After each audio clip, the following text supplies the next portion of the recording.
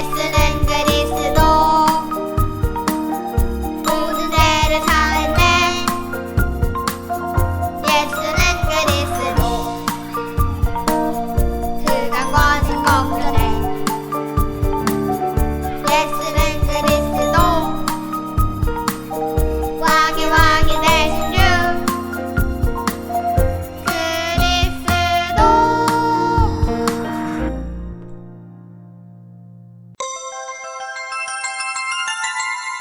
구원받은 자가 날마다 외치는 소리, 예수는 그리스도.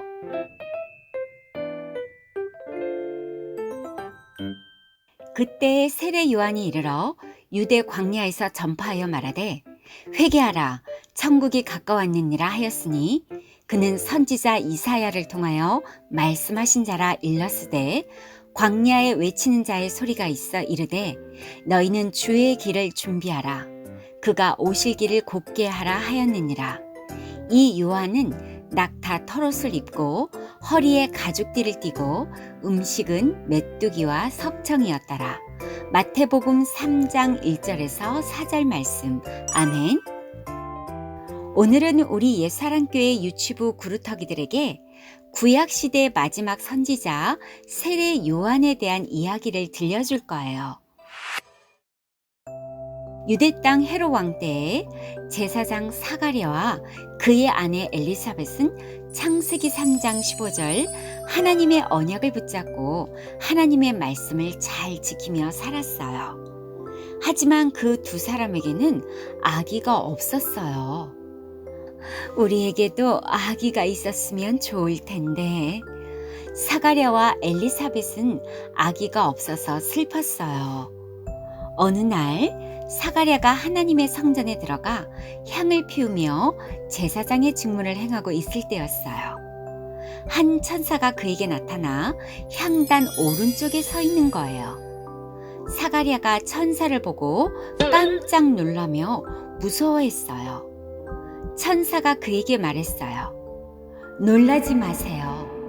하나님께서 당신의 기도를 들어주셨어요. 당신의 아내 엘리사벳이 아들을 낳을 거예요. 그리고 아들의 이름을 요한이라고 하세요. 네? 어떻게 그런 일이 일어날 수 있죠? 저도 늙고 제 아내도 너무나 나이가 많은데요. 사가랴는 천사의 말을 믿지 못했어요. 그러자 천사가 대답했어요. 나는 가브리엘 천사예요. 하나님께서 이 기쁜 소식을 당신에게 전하라고 보내셨어요. 그런데 제 말을 믿지 않는군요. 이 일이 이루어질 때까지 당신은 말을 하지 못하게 될 거예요. 사가랴는 천사의 말대로 말을 할 수가 없게 되었어요. 어느덧 시간이 흘러 엘리사벳의 배가 점점 불러오기 시작했어요. 그리고 아기를 가진 지 10달이 되었어요. 드디어 아기가 태어났어요. 마을 사람들과 친척들은 사가랴와 엘리사벳을 축하해주고 함께 기뻐했어요. 아기가 태어난 지 8일이 되어 할례를 받으러 왔어요. 그리고 사람들이 말했어요. 아기의 이름을 아빠의 이름을 따라 사가랴라고 지어요. 하지만 엘리사벳은 아기의 이름을 요한이라 해야 한다고 말했어요. 네? 요한이라고요? 당신 친척 중에는 그런 이름을 가진 사람이 없잖아요. 사람들은 이상하게 생각했어요. 그럼 사가랴에게 물어봐요. 사가랴, 아기의 이름을 뭐라고 지을 건가요?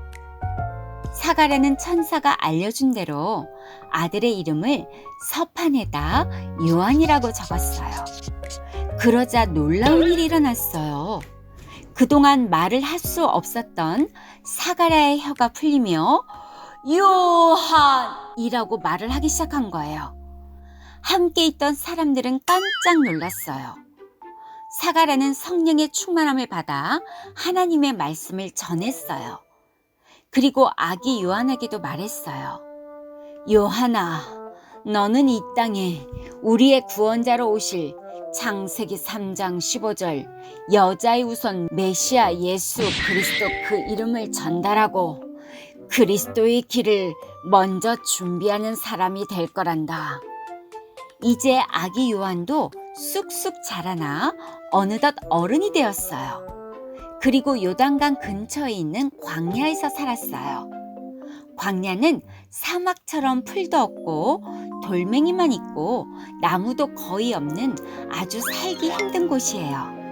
그런데 그곳에서 세례 요한은 낙타 털옷을 입고 가죽 허리띠를 띠고 메뚜기를 잡아먹고 야생 꿀도 먹으며 지냈어요. 그리고 세례 요한은 회개하십시오. 하나님의 나라가 가까이 왔습니다. 이렇게 사람들에게 전하기 시작했어요. 그러자 예루살렘과 온 유대와 요단강 사방에서 수많은 사람들이 몰려왔어요. 그리고 모두들 세례 요한에게 나와 요단강에서 세례를 받았어요. 그런데 세례 요한이 많은 바리새인들과 사두개인들이 세례 베푸는 대로 오는 것을 보자 갑자기 그의 몸에 힘이 들어가고 그의 목소리가 커지기 시작했어요. 독사의 자식들아! 회개하라! 이렇게 소리를 질렀어요. 비록 세례 요한은 광야에 서서 회개하라 외쳤지만 천국에서는 아주 작은 자보다 더 작은 자라고 예수님께서 그에 대해서 말씀하셨죠.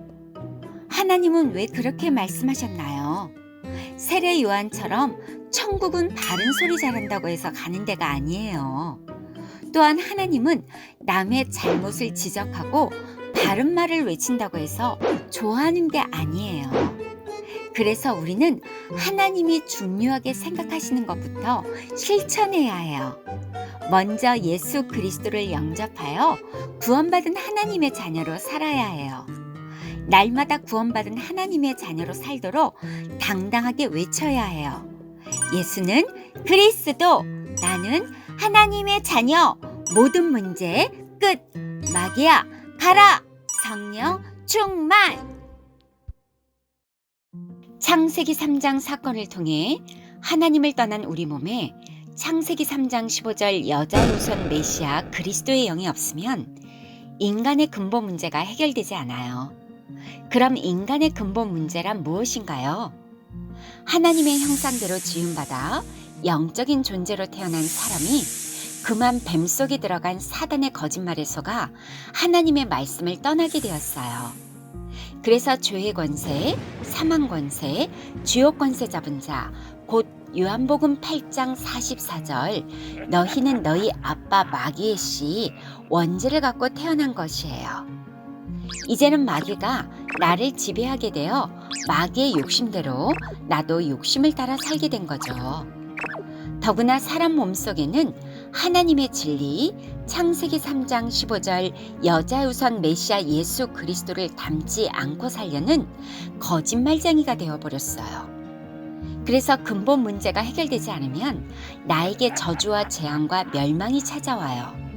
절대 인간의 힘으로는 해결할 수 없는 근본 문제를 해결해 주시려고 하나님이 직접 사람의 몸을 입고 이 땅에 오셔서 십자가의 죽음과 부활을 통해 사단의 머리를 밟아버린 참 왕 되신 그리스도요, 모든 죄의 문제와 저주와 재앙을 다 없애신 참 제사장 되신 그리스도요, 하나님 만나는 길을 여신 참 선지자 되신 그리스도께서 우리의 모든 문제를 다 끝내셨어요. 그래서 우리 몸에 창세기 3장 15절 메시아 예수 그리스도 그 이름을 믿고 영접해야만 구원받은 하나님의 자녀된 신분과 권세를 누리며 살 수 있는 거예요. 그리스도의 영이 우리 몸에 있어야만 임마누엘의 하나님이 함께 하시고 우리를 보호해 주세요. 세례 요한은 창세기 3장 15절 그리스도의 이름을 전달하고 그리스도의 길을 준비하는 사람으로 부름을 받았어요. 하지만 자신의 몸에 원죄로 길들여진 사단의 머리를 창세기 3장 15절 메시아 그리스도 이름으로 깨뜨리는 영적 싸움을 하지 않았어요.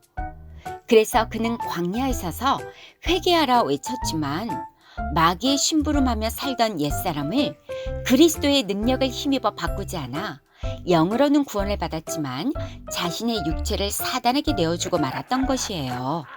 그래서 천국에서는 아주 작은 자보다 더 작은 자였던 거예요. 이제 구원받은 하나님의 자녀가 된 우리가 할 일은 하나님이 나에게 주신 복음, 창세기 3장 15절 메시아 그리스도를 나의 복음으로 믿고 나의 복음이 되게 해야 해요.